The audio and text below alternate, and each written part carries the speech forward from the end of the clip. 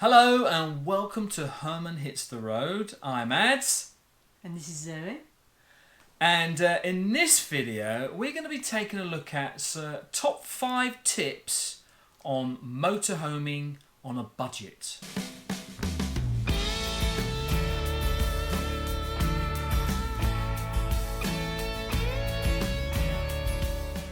So in collaboration with other vanners who are doing their top 5 tips on motorhoming or caravanning on a budget, check out the playlist at the end of this video where you can click it and go and see their videos. Or there is a list of the videos in the video description. Lots of videos there, isn't there, videos? Yeah. The very first set of tips that we're going to give is that is the initial outlay for a motorhome or caravan. Don't forget, not only is there the price of the motorhome that you're going to be purchasing, but there's also the car insurance or the driving insurance. You need that, something to consider, as well as road tax. So our road tax for an older motorhome could be in the region of about £250 to £300 a year. So it's quite a lot, isn't it? It's quite a lot. Top tip there is to stick to your budget. Understand, try and figure out how much it's going to cost you and stick to your budget. And also where you're going to store it as well, because we obviously can't store it here. Yes. So you have to, storage costs, isn't it, as well? Yeah, so you need to find out how much it's going to cost in storage. So the next tip is going to be about camping costs. So to stay at a campsite, it's going to cost you about £10 to £50, depending on the season and depending on the location. If you can travel in the low season to bring that cost down, of course, avoid the peak season. Yeah. There is an Axi card. It's an annual card that you would buy. You typically use it in the low season and you get some huge discounts on campsites in and around Europe mainly. There's a few in Britain and Ireland, but not as many as they are in France or Germany. $13, $15, $17 or $19 euros. Yes. Yeah. So compared to €35, it's a lot cheaper. Yes. To use the Axi card in the low season. So any campsite, watch out for hidden extras, such as having to pay extra for showers, having to pay extra for dogs, and having to pay extra for awnings. Another tip for camping costs would be to join one of the caravan clubs. So there's a camping and caravanning club, and there is the motorhome and caravan club, which used to be called just the caravan club. There is an annual fee with both of them. Not only do you get access to their campsites, and they're nationwide, and they're around about £25 kind of as an average, but you also get access to their certified sites or certified locations, which are small privately run campsites for club members only, and they're maximum of 5 pitches per site.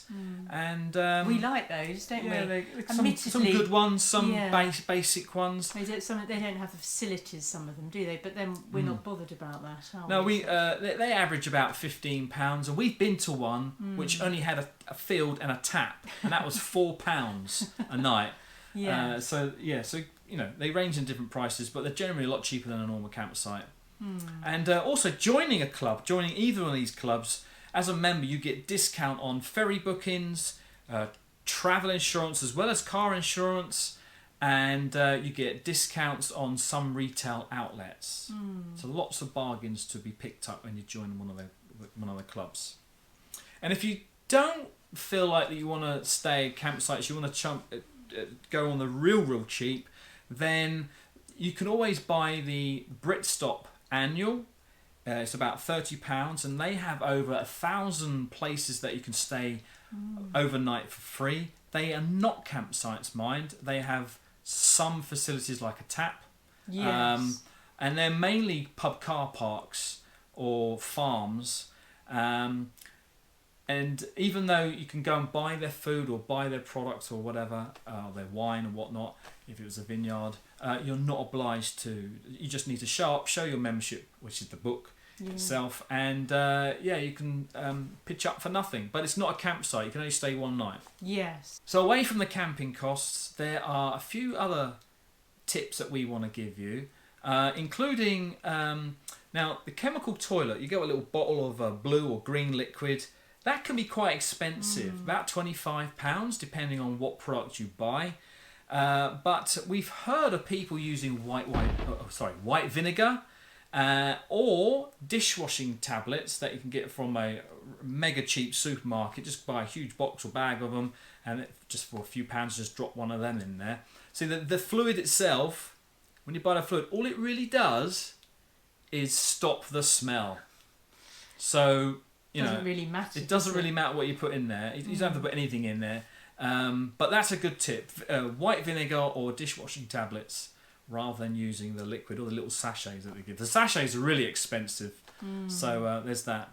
I suppose the thing is, if you're emptying it every day, is it really necessary to have anything there? You know. Well, maybe. You know, you could do with not having anything. Yeah, that's right. Now, if you're intending to keep your motorhome for a few years, a few seasons, then it might be advisable to get refillable gas.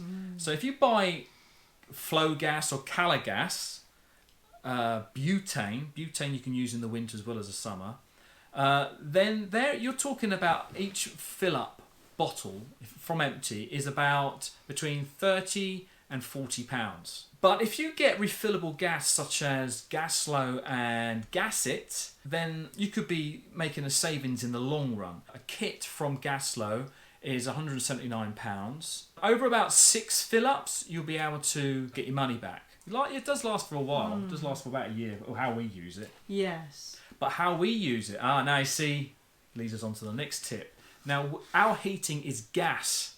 So to heat our heating up, like our hot water or our heating system, so to keep it nice and warm, it's gas. So therefore, this is on all the time, and it's burning your gas there. If we're at a campsite, especially, we're plugged into electricity, then we got ourselves an electric heater. Because we bought the electric already, why not use it? So we have this little, got it here actually, got this little heater. This was about £35, I think. But you can get others. Isn't it? It's a little. I think it was advertised on Amazon, and I'll put a link in the description, as a desk fan, a desk heater. So, but we just keep it on the floor. It rotates as well, and it's quite quiet. Yeah, very good. And that heats up our motorhome in a matter of 10 minutes. So those are our top tips for motorhoming on a budget. And if you've got some tips, then please let us know in the comments section below.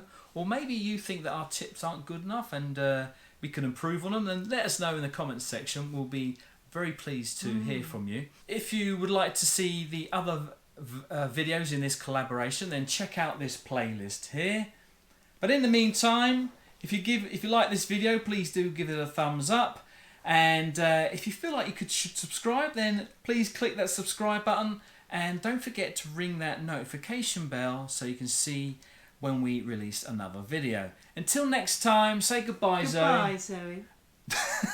Goodbye, folks, and thanks for watching.